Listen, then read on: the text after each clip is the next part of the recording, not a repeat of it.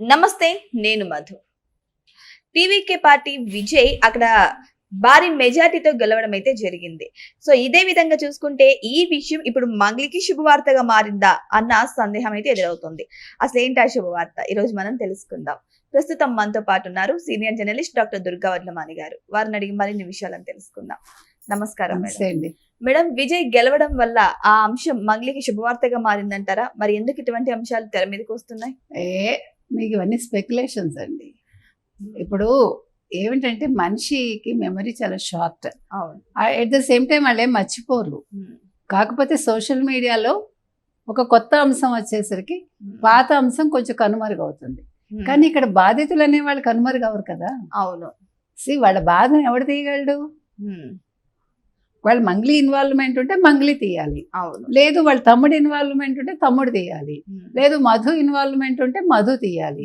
వీళ్ళెవరు తీయకపోతే పోలీసులు రంగంలోకి దిగాలి. అంతే కదా. కాబట్టి ఇక్కడ మనం విషయం తెలియనప్పుడు ఇప్పుడు మంగ్లీ కేసు కాదు అది. అది మనం ఎన్నిసార్లు చెప్పినా మైక్రో ఫైనాన్స్ సంబంధించిన అంశం. అందులో మంగ్లీ ఇన్వాల్వ్మెంట్ ఉందా లేదా, మంగ్లీ వల్ల బాధితులు నష్టపోయారా లేదా అంతే తెలుసుకోవాలి. కాబట్టి ఇవాళ మనం చెప్పొచ్చేది ఏంటంటే మంగ్లీ అంశం తెరమరుగు అయితే అవ్వలేదు, ప్రజల్లో పక్కన పెట్టారు అంతే. ఒక 2 రోజులు విజయ మూలంగా అది కొంచెం అటు వెళ్ళింది అంతే. అంతే తప్ప ఎక్కడికి వెళ్తుందండి? బాధితులు ఎక్కడికి వెళ్తారు?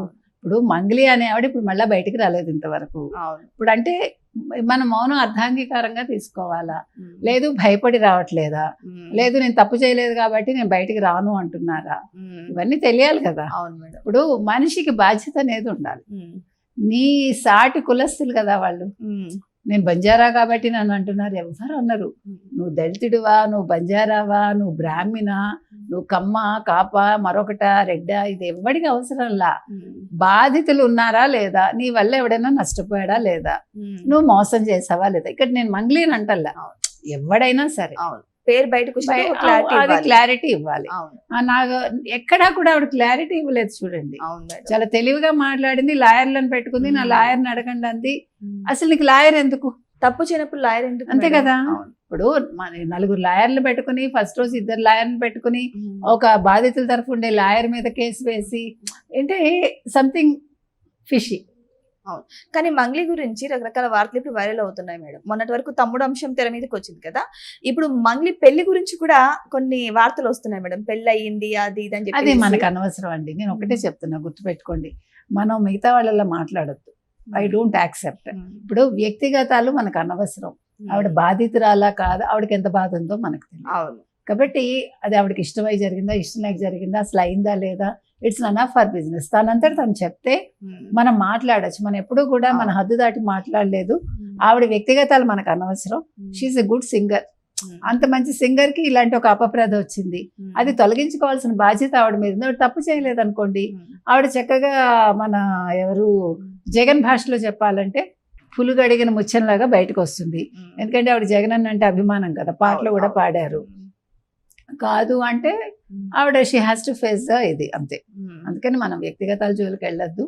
మంగ్లీ నిజంగా తప్పు చేయకపోతే ఆవిడ బయటకు వచ్చి చక్కగా క్లారిటీ ఇచ్చేసి అది ఆవిడ కెరీర్ మీద కూడా ప్రభావం చూపిస్తుంది. ఆవిడ బయటకు వచ్చి చక్కగా క్లారిటీ ఇస్తే ఇంతటితో అయిపోయేది మేడం. కానీ ఆమె పర్సనల్స్ కూడా బయటికి తీసే అంత లాంగ్. అదేనండి, అది మనుషులు ఎప్పుడు కూడా అట్లనే ఉంటారు. ఒక మనిషి బాగున్నంత సేపు మీరు పొగుడతారండి, అది మానవ స్వభావం. అది ఎంత పొగుడతారంటే ఇంకా వాళ్ళలో ఒక లోపం కూడా ఎవడు చెప్పడు. కొంచెం చిన్న తేడా వచ్చింది అనుకోండి, ఫస్ట్ మీ క్యారెక్టర్ అసాసినేషన్ చేస్తారు. అవసరం లేదు, మన ఇష్యూ వరకే మాట్లాడాలి.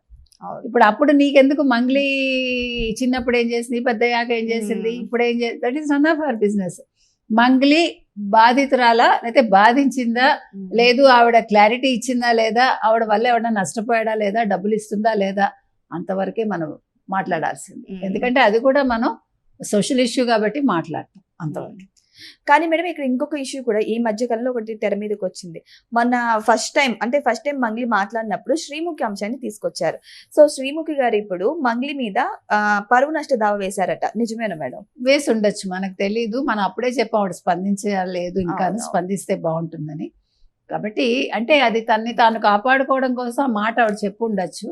కానీ అది తప్పు, ఎవరైనా తప్పు. ఇప్పుడు నా కోసం అని నేను వేరే వాళ్ళ పేరు తీయటము లేకపోతే వేరే వాళ్ళని బదనాం చేయటం ఎప్పుడు చేయకూడదు. ఆ అమ్మాయి ఆ కంగారులో అలా మాట్లాడి ఉండొచ్చు, సుబ్బునేదో నెగిటివ్ చేయటం కోసం. అవును. ఇప్పుడు వ్యక్తిగతంగా మీకు 190 మంది నచ్చుతారండి. ఇప్పుడు మీరే ఉన్నారు, మీకు షారుఖ్ ఖాన్ నచ్చేసి వాట్స్ రాంగ్ ఇన్ ఇట్? ఇప్పుడు బాలమురళీ కృష్ణ అంటే ప్రాణం ఉంటుంది, ఎస్పీబీ అంటే మనకి చచ్చేంత ప్రాణం ఉంటుంది, ప్రేమ ఉంటుంది. అంత మాత్రం అది అంతవరకు అంటే మనం ఆ కళని ప్రేమిస్తాం, అక్కడ ఆ గాత్రాన్ని ప్రేమిస్తాం, లేదు ఆ వ్యక్తిలో ఉండే నటనని ప్రేమిస్తాం, వ్యక్తిని ప్రేమించాం మనం. గుర్తుపెట్టుకోండి, ఒక రచయిత ఇష్టం అంటే రచయిత రాసే ఆ కథలో నవలలో మనకి నచ్చుతాయి తప్ప అక్కడ మన రచయిత ఎవడో కూడా మనకి తెలియదు, చాలా సందర్భాల్లో ఎలా ఉంటారో కూడా తెలియదు. సో నాకు షారుఖ్ ఖాన్ ఇష్టము అంటే షారుఖ్ ఖాన్ నటన ఇష్టం అని అంతే. అంతేగాని దానికోసం చాలా మంది మగవాళ్లలో గొడవలు కూడా అవుతాయి భార్యాభర్తల మధ్య, పనికిమాలిన గొడవలు అంటారు. ఇప్పుడు నాకు మగవాడి యాటిట్యూడ్ ఎట్లా ఉంటుందంటే, వాడు మన పక్కన పెట్టుకుని నాకు ఆ హీరోయిన్ చాలా ఇష్టం, నన్ను డిస్టర్బ్ చేయకంటే మనం ఫీల్ అవ్వకూడదు.